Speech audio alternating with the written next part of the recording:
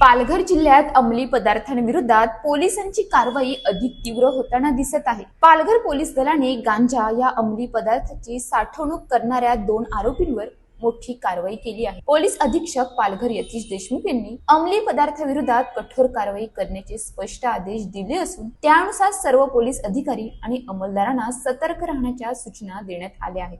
या सूचनांच्या अनुषंगाने तलासरी पोलीस ठाणे हद्दीत काल 3 फेब्रुवारीला पोलिसांना गोपनीय माहिती मिळाली।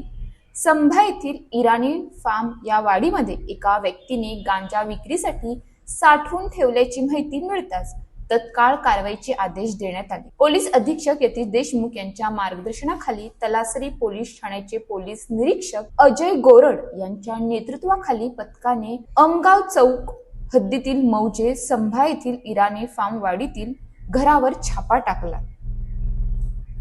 या छाप्यात सुमारे 2.965 किलो वजनाचा फिकट तपकिरी रंगाचा उग्रवास असलेला गांजा सदृश्य कोरडा मुद्देमाल ज्यात पाने, फुले, काड्या आणि बिया यांचा समावेश होता जप्त करण्यात आला आहे। या प्रकरणी तलासरी पोलीस ठाण्यात NDPS कायदा 1985 अंतर्गत कलम 8 क आणि 20 ब प्रमाणे गुन्हा दाखल करण्यात आला आहे।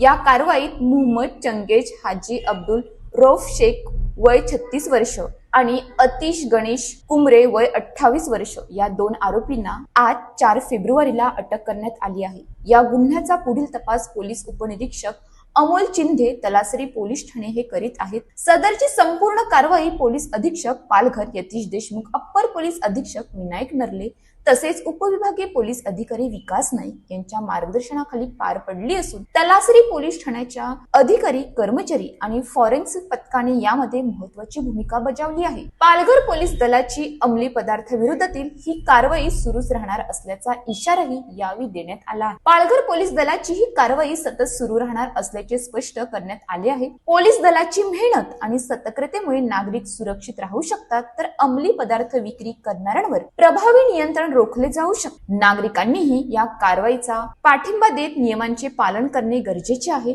पालघर पोलीस दल समाजाच्या सुरक्षितेसाठी नेहमीच तत्पर आहे। रिपोर्टर संदीप थोरात अशाच नवनवीन बातम्या पाहण्यासाठी आपल्या न्यूज इंडिया 9 ला लाईक, शेअर, सबस्क्राईब करा आणि बेल आयकॉन दाबायला विसरू नका।